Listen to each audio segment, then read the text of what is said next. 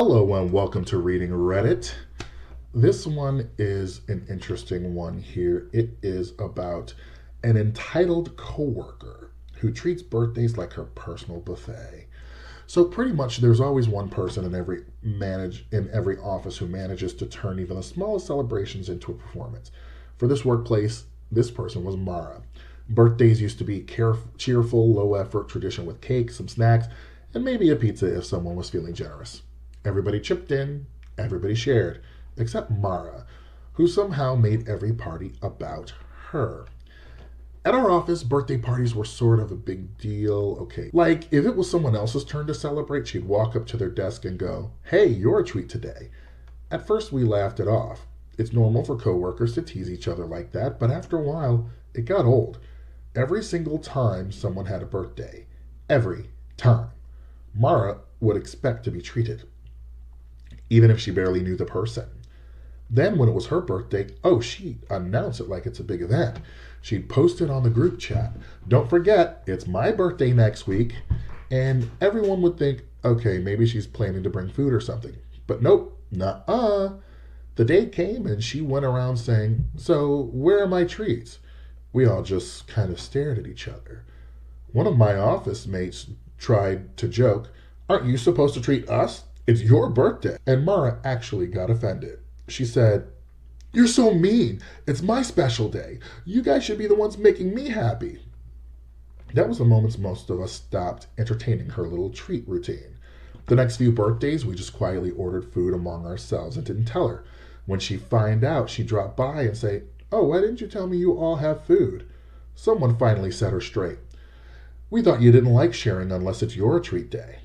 She rolled her eyes and said, "You guys are so stingy." And then she walked off. Okay, yeah, this is. Who is this girl? Ugh.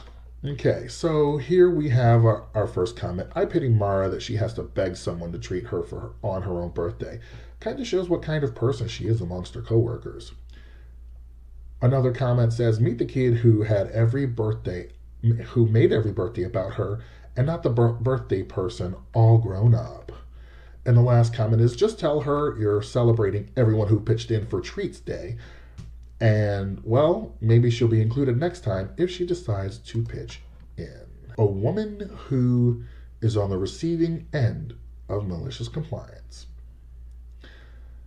I remember a story of my mother enjoyed telling. It's been a while, so I'll keep it short and free of embellishment. My mother needed to contact a company on some matter. She looked up their number and gave them a call. A lady answered, and after explaining her reason for calling, my mother was told that she needed to contact them on another number.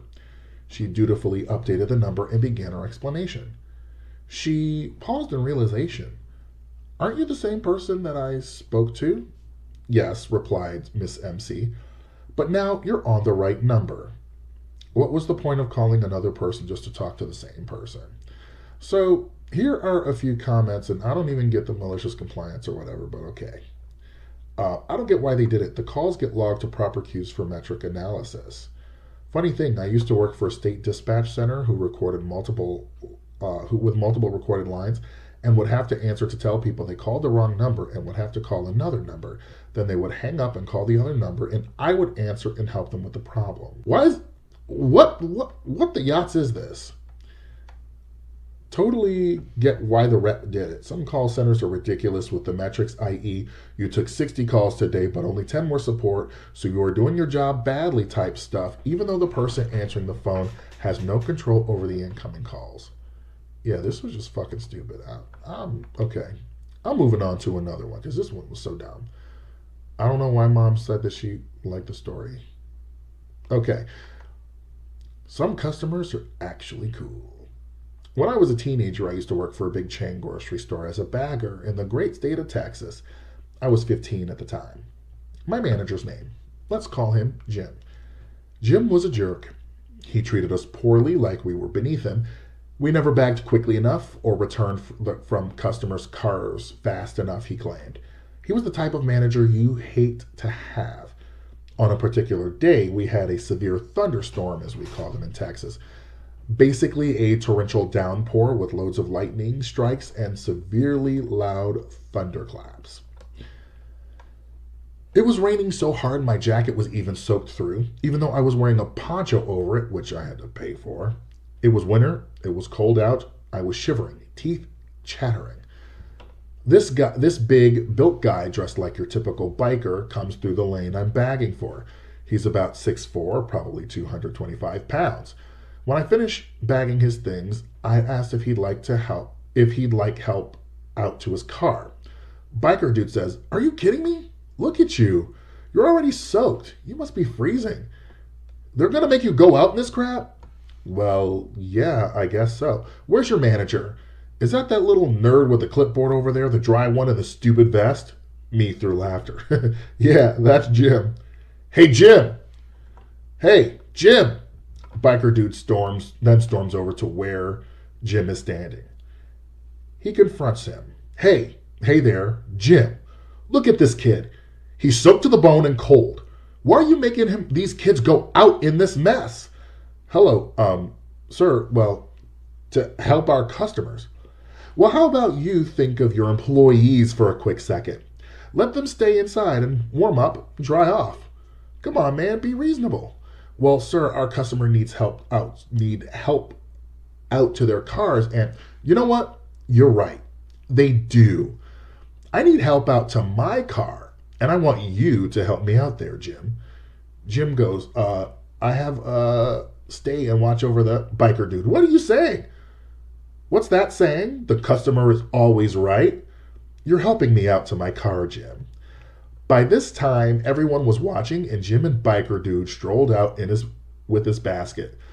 I went outside and stood under the covered entrance to watch Jim get his.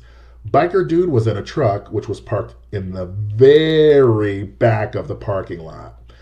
By the time Jim got back, he was just as soaked as I was. I acted like I was collecting carts and took Jim's from him. He had a horribly sour look on his face, which I, of course, enjoyed thoroughly. Biker dude pulled by in his truck and waved me over and handed me $20. He told me to take a break and dry off with a hot meal. I said thanks and went back inside and asked Jim for a break. He begrudgingly told me to take as long as a break as I needed to dry off. To this day, I wonder what biker dude said to him to get that reaction out of him. Some customers are actually cool. Yeah, this is the story we're going to end on because this one is a great one. Let me see. So here are some comments. I walked into a stylish hair salon for a haircut, and a huge biker dude greeted me, and I was scared as all get out. He had tats and was like 6'4" and had the stare of a man who had seen 1,000 horrors. But when he spoke, the most angelic voice came out, and he greeted me and asked me if he could help me. Biker dudes are awesome. Another comment says, sometimes under that big gruff exterior is a sweet gentle soul waiting to throw their weight around for the little guy. Other times they're a grizzly bear. It's a 50-50 shot. And our last comment is, quote, "Hey, Jim."